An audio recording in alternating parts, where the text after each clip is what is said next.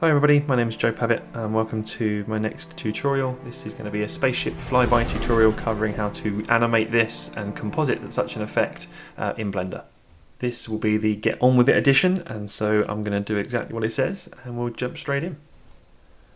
So with our new empty scene in Blender, what we're actually going to do is get rid of the default light, get rid of the default cube. We will keep the camera. We're actually going to then press Alt-G to reset the position, Alt-R to reset rotation. Just going to swing a new window out here and then do 0 to see through the camera. RX90. And we're just going to use this as our kind of base view. We'll add some objects and stuff in that we can get to see. The camera itself, I don't think we're going to really be changing many of the default options for this. The only thing I am going to do is in viewport display, going to get that to set to 1 so I can only see the camera view. It makes it a little bit easier to work with. We're then going to add in a couple of empties to help us with our scene. So we're going to hit Shift A and into empty, plane axis, and we're actually going to add 2 of them. The first one we are going to call the tracker, and then the second one ship position. The reason that we're doing that is we're going to add a tracker object constraint, object track 2. The target is going to be the tracker. So then whenever I move the tracker, then the camera will move with it. So if I just move that around, you can see that the camera moves there on the left hand side. The ship position, we're going to parent to the tracker. I'm going to do that, which is Control P to set the position, so that then when I move the tracker, the ship position will move with it, and we can offset the ship position, rotate the ship position, but it doesn't affect the camera rotation at all. So then with that, the only other thing else we're going to do is, rather than having influence at 1, we're going to have the influence at 0.9, and it just gives the tracker a nice little delay. So if I move it here, for example, and then move it in the x-axis, it doesn't quite follow it perfectly. If you're looking on that right hand side, you'll notice that it's not always in the center of the window. It's ever so slightly offset, which gives it a nice kind of follow effect. So now we have a camera that tracks to our empty. We want a ship in place to do the flyby with. So we hit N on the keyboard to bring out a side menu. I've got the Sketchfab plugin installed using an import from URL. I'll include the URL of the model that I'm using. Feel free to use your own. Feel free to use a different model from Sketchfab. Feel free to use not a spaceship. You can use it whatever you like. But it all still works. I'm going to scale this down quite a bit. Probably go a little bit further than that as well, actually. And then what I want to do is set the position of this ship to be the same as the empty and parent it. So I'm going to move my Jedi Starfighter into the same collection, and then with the Jedi Starfighter selected, Control click ship position, Control P parent to object, and then I'm also going to move the position just so they're aligned. So with the empty selected, cursor to selected, and then I am going to select the Jedi Starfighter empty that's there, and hit Shift S selection to cursor, and then I'm actually going to rotate in the Z axis by 90 degrees. So now when I move my tracker in the X axis, for example, on the right hand side, you can see that the camera now follows that, so we're starting to get a bit more of a flyby effect. So now with the main hierarchy set up in our project, we're actually going to just set up a very simple animation. With the tracker selected, I'm going to push that back into about there, and then with keyframe 1 selected, or frame 1 selected, hit I and location, and then we go all the way down to our 250 frames. I'm just using the default here to start with, GX, and let's go off so it's kind of flown off into the distance, go a little bit further than that. And we're going to hit I again, location, and then we want this linear. So at the moment, if I was to show you the graph editor, by default it kind of smooths in, smooths out. Don't really want that. I'm going to select these 2 main points here, and then hit T, and then we're going for linear interpolation. So what that means is you just get a perfectly smooth kind of traversal across the screen, which is good. And then the ship position, I mostly use ship position probably more for ship rotation than anything else. I mean, you can offset it from the actual main tracker if you want to, that the camera is going to, but I like it to be a little bit more interesting than just a flat thing. So I'm actually going to rotate this in the x-axis a little bit so it kind of comes towards the camera. And I might even animate that actually, yeah, let's animate that, just so that it's doing it a little bit more interesting than just that. So on keyframe 1 or 0, it doesn't really matter, hit rotation there, and then I'm gonna do one, actually let's just chuck it at 250, and by 250 I'm gonna have it angled quite a bit, and again rotation. So with that, I don't mind that one being smooth. I think that actually looks a little bit better. It's just a bit more interesting as it kind of flies by. You'll probably get some reflection and stuff off of the glass and the metal that we'll see shortly soon. So next on our to-do list is going to be lighting and also adding in a planet shader. I have switched to cycles. I'm just using my own GPU for this, so you can still get live rendering pretty decent if you've got some GPU. I'm going to firstly actually add an empty. I like a good empty, and we're going to call this planet. The reason I'm doing an empty and then adding in a sphere as a child of that is because I've got 152 segments, 64 rings. I've also, in my quick favorites, got shade smooth and auto smooth. You can find them in their own menus as well. So planet and then sphere, then planet. The planet will be the parent, the sphere is going to be the child, and we're going to call this surface, and then we're going to duplicate the surface twice. I'm then going to create some clouds, and we're going to create an atmosphere. And for now, I'm going to hide the atmosphere, hide the clouds, just so it's easier to look at. And we're actually going to position the planet. Now, this position that I'm going to use is very precise. I've done a lot of playing around to what I thought worked well. Feel free to tailor this to your own needs as well, but I found -5,800, 19,580, and then -10,660 worked really well for me, and then on the scale front 20,000, which is huge. If you don't see anything in the background, it's because your view clipping may not be set, so this number needs to be really high for that, and in your camera view you need to make sure your clip is set really high here as well, so that the camera then actually includes it. I'm going to bring up whoa, what's going on there? There we go. I'm going to bring up a shader editor. Just going to look at the world. I'm going to get rid of that background so that we currently have no lighting in our collection. We're going to then add a sunlight, which I'll position properly once I've got my world shader set up, but loosely just want to increase the strength of this. And then in the film settings as well, actually, sorry, in color management of the scene or render properties, we want look, and we want probably high contrast, maybe even very high contrast, depending on your own tastes, because that gives it that kind of spacey feel, and we'll do some compositing later to make it look even better. So then with that done, the surface is in place. Yeah, that's looking good. So actually, yeah, the way I judge these shots, or at least judge the position of the planet, is I like having kind of the first opening shot being just a little bit less than half of the screen being the planet in the background. The kind of mid shot is kind of up and above, and then it kind of zooms past off. And I think in the intro animation, I have a moon or something off in the distance, which you can emulate yourself, or even just add an image of a moon. That will do the job, because you're not going to be able to tell any different here. But yeah, that's the kind of effect that we want, which is good. So for the surface material, there are 100 different great tutorials out there on YouTube already that can tell you how to do procedural planets or image-based planets, texture-based planets. I am actually using a third-party add-on, and I'll link to it in the description, that allows me just to create pretty decent planetary surfaces on the fly. So yeah, for the planetary surface, what I'm actually using is a third-party add-on or download. I'll link to that in the description. It's available, that I found works really, really well. So for the surface, I just need my Earth, and then I can link that in here. If you want to do displacement, you can also do displacement.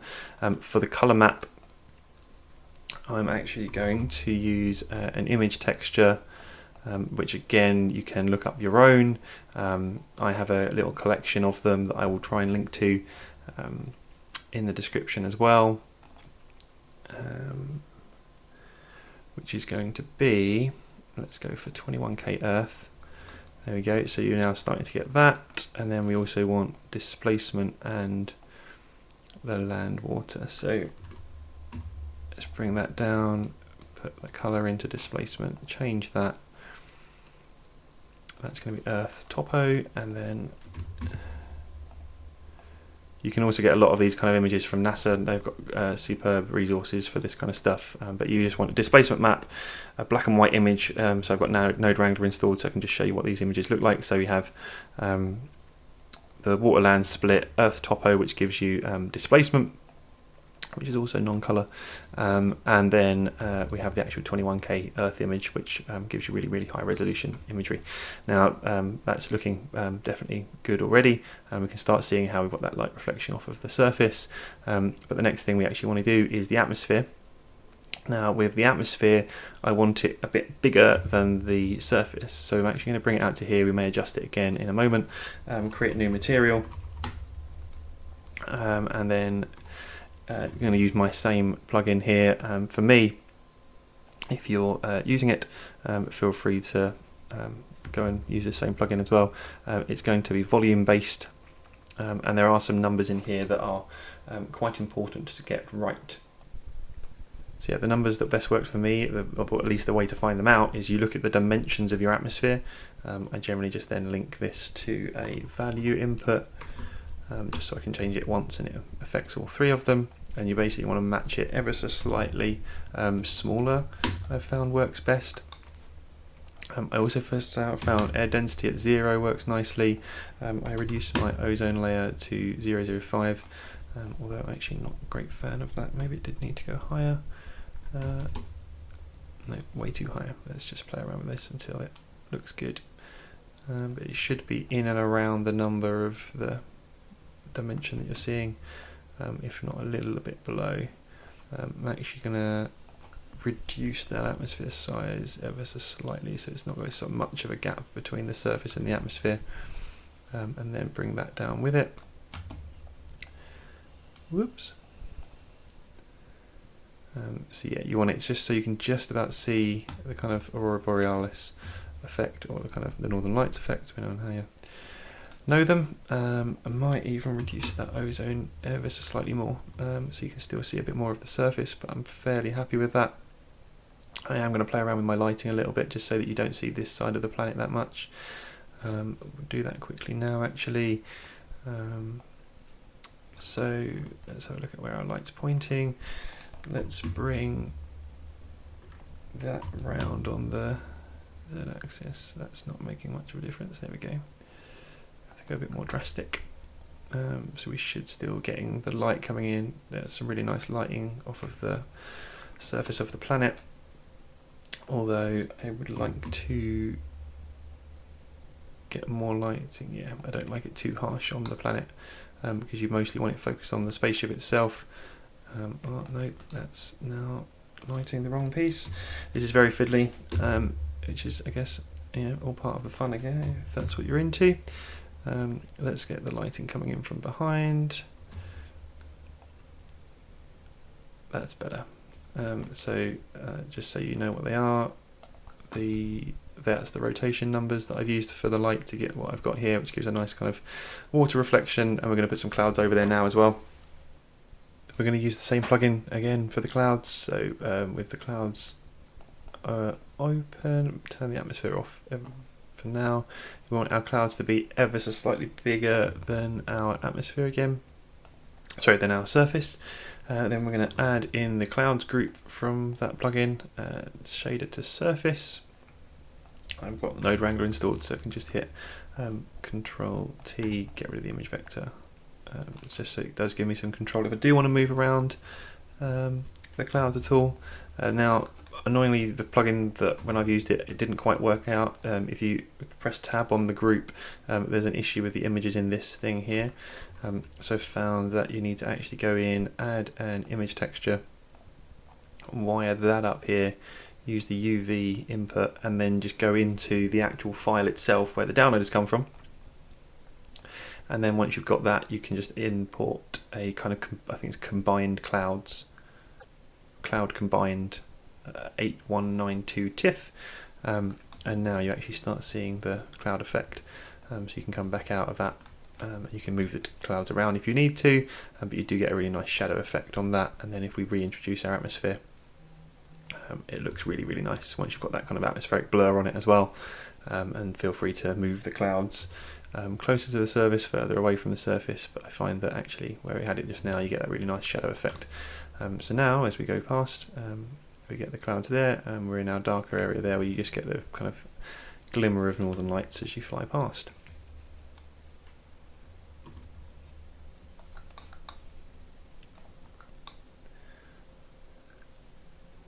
Whilst we're in the shading, I'm actually also going to add in some stars. So get rid of the default world shader, which would have been the grey background.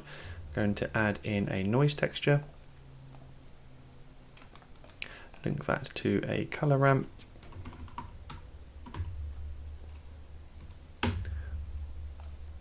And then that can go into a shader background. And then the background just goes onto the surface.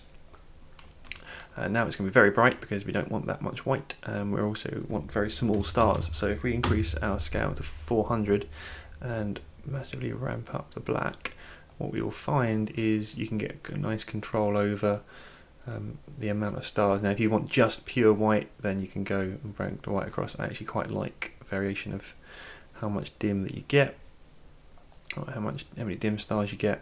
I'm going to bring it up ever so slightly more, just so there's enough to catch your eye, but not so many that it's distracting. And then as you fly by, you'll get loads off in the distance there as well. The last couple of little things we're going to do now, and then we'll move on to our compositing.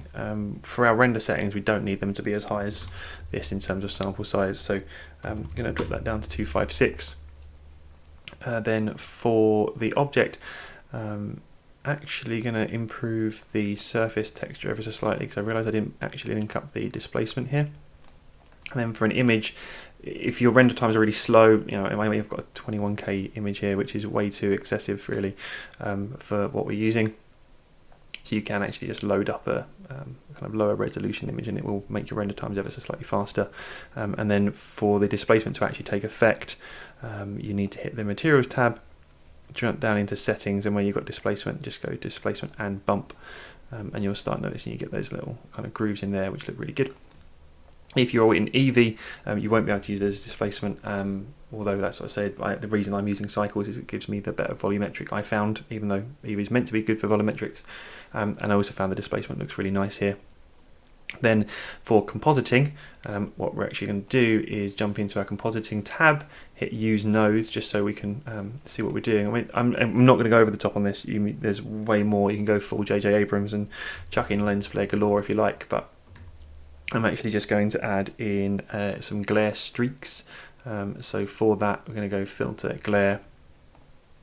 We're going to add in addition to glare streaks, we're going to add in some fog glow as well. And then we're just going to mix them together with some color mix nodes. And add that image and the image. If you've got the Node Wrangler installed, Control Shift on a given image, and once you've actually done a render, you'll be able to see a preview of it in the background. I also would like motion blur to probably be a little bit more than that, but that's fine for now. And I'm going to do a mix of one here. So the actual image I'm feeding in originally is just going to be the raw image itself, and then I'm going to check how much of that glare I want to add. So by doing mix 1, you only see the actual glare, you don't see anything else. So it just gives you a bit more control here over how much of that glare actually gets added. so I would like some, but not too much. And then similarly for the fog glow, again, that's way too much at the moment. So if we just do a mix of one, we can see how much actual effect the fog glow is having. Although I don't mind that too much. I'm probably going to reduce it a little bit, but nothing too drastic. The other thing I'm noticing here as well, I'm not a great fan of that glass material. It looks very flat. So I will go in and just create a custom material for that glass. So to do that, we'll just go to our Starfighter, hit on the glass, go object, what we got materials wise. Let's jump in down here actually, make this a little bit easier. I'm going to go, you can use L to select linked, and then that makes it easier just to select all the glass bits. And we'll just make a new material. Yep. Don't need those. L, I think that's all of it. Deselect that bit. And then we're going to add new material, glass, get rid of the default shader, assign that material to this stuff, so when we're actually viewing this in the viewport, go back to solid mode here, render this through camera, that's better. And then what that allows us to do is to define our own glass material. So we're going to add in a shader, glass BSDF here, and then we're going to have a shader, glossy shader BSDF, and then shader, mix shader, mix those two together. And that's a bit way too much at the moment, so what we actually want is, I'm going to make this ever so slightly off black, and then the roughness I'm going to put to 0.1, and just so it gives us a bit more reflection on that glass than we were getting beforehand. And then actually the roughness on the gloss needs to come down as well, that's much better. So now we get that kind of sharp reflection off the window as it flies by there as well. Really subtle, but it just makes it look that little bit better. So now when we render, and then we go back into our compositing tab, we can definitely see we've got way too much glare going on. I think that's probably coming from that. It is. Let's drop that down to 0.1, maybe even 0.05. Just so you've got enough that it catches the eye. The fog glow I'm actually not too worried about. I actually quite like a big bit of fog glow. But yeah, essentially animate out now every frame, and then you'll have your final animation. Thanks everyone for watching the tutorial. And you'll see I've added a couple little extra bits and pieces into this, like a moon off in the distance. I've got the exhaust jet that I'm hopefully going to get another tutorial out about soon. But yeah, thanks for watching, and until next time.